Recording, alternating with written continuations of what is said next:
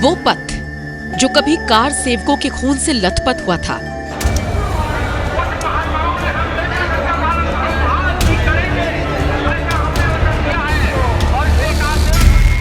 वो पथ जहां कभी गोलियों की गूंज सुनाई दी थी और राम भक्तों की चीख। वो दौर मुलायम का था, लेकिन अब दौर और तस्वीर दोनों बदल गई है।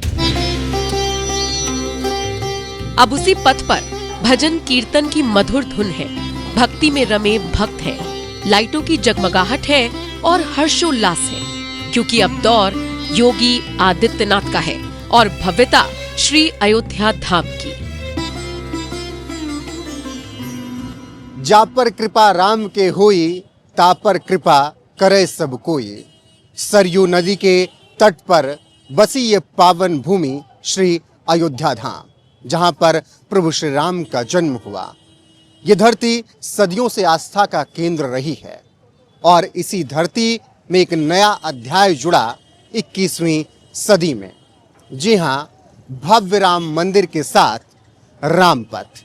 ये 13 किलोमीटर लंबा रामपथ, जो कि अपने आप में ऐतिहासिक है, क्योंकि इसे बनाने का एक लंबा संघर्ष रहा है।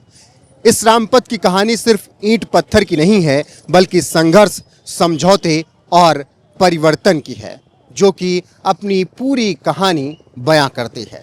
तो चलिए आपको रामपथ की सैर कराते हैं और बताते हैं इसका इतिहास क्या रहा, कैसे 21वीं सदी में इसे बनाने का सपना साकार किया गया, क्या कठिनाइयां आईं, लेकिन योगी आदित्यनाथ ने उन कठिनाइयों से आगे निकलते हुए राम मंदिर के साथ रामपथ भी बना दिया।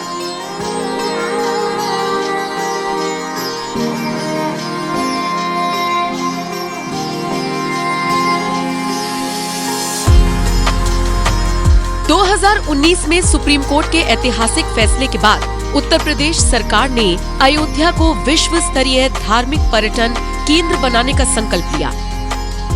राम मंदिर के लिए हुए संघर्ष का परिणाम तो मिल गया। भव्य और दिव्य धाम की ध्वज पताका तो सबने लहराते देखी, लेकिन राम मंदिर बनाने की तरह और भी कई संघर्ष रहे अयोध्या में, जिसमें मुख्य रूप से रामपथ रहा।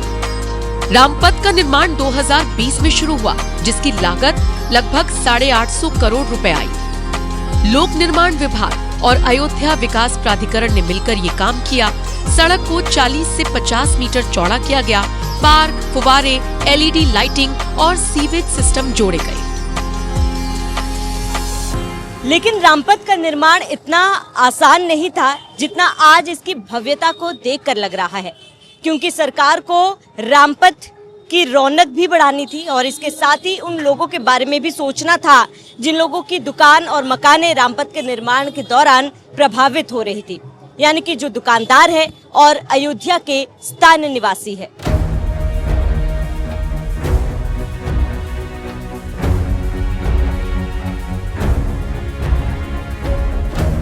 क्योंकि सड़क चौड़ी करने के लिए 4000 से ज्यादा घर दुकानें ध्वस्त की गईं, जिससे हजारों लोग प्रभावित हुए।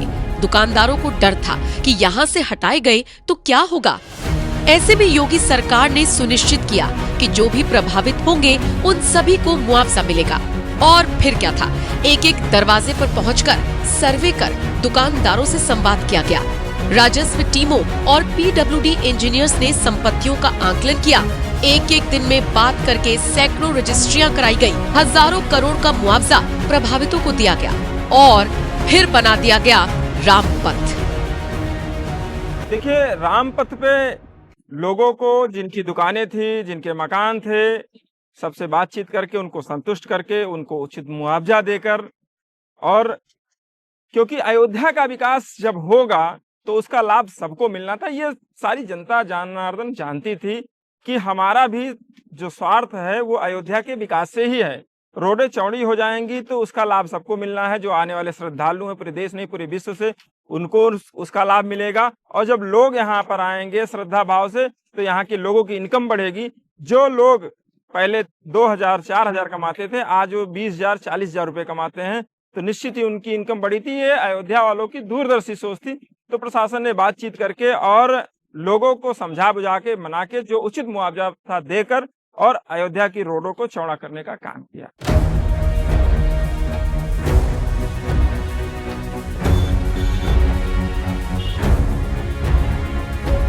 लेकिन रामपथ बनने के बाद श्री अयोध्या धाम में विकास ने जो रफ्तार ली, उसने पूरे शहर का कायाकल्प कर दिया। जो दुकानदार अपने दुकान मकान टूटने से डरे और सहमे थे, आज उनकी किस्मत और कीमत दोनों बदल चुकी है। आज अयोध्या में एक दुकानदार एक दिन में 4 से 5 हजार कमा लेता है और छोटे से छोटे दुकानदार एक दिन में 1 से 2 हजार कमा लेता है। अब अयोध्या तो अच्छी बन गई है, बदलाव तो बहुत हो गया है मंदिर बनने के बाद।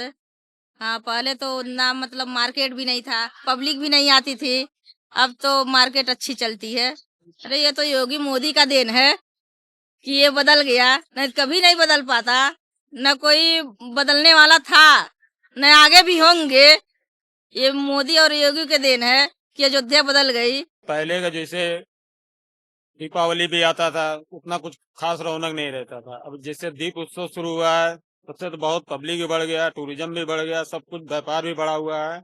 उसमें कोई दो राय नहीं है कि पहले से बदलाव बहुत ज्यादा हुआ। मान के चलिए 80% का ये मार्जिन हो गया है इसमें, पहले की अपेक्षा आपकी अपेक्षा बहुत है।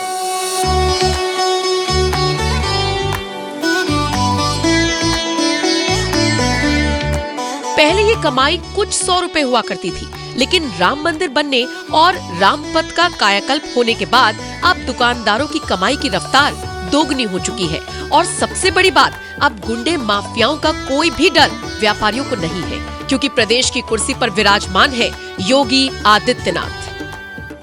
अयोध्या की खूबसूरती में 4 चांद लगाता रामपथ जिस रास्ते में पड़ता है लता मंगेशकर चौक, उस रामपथ के निर्माण और सौंदर्यकरण में लगभग 850 करोड़ रुपए खर्च हुए, जिससे सड़क चौड़ीकरण, फुटपाथ, लाइटिंग, ड्रेनेज सिस्टम का काम हुआ।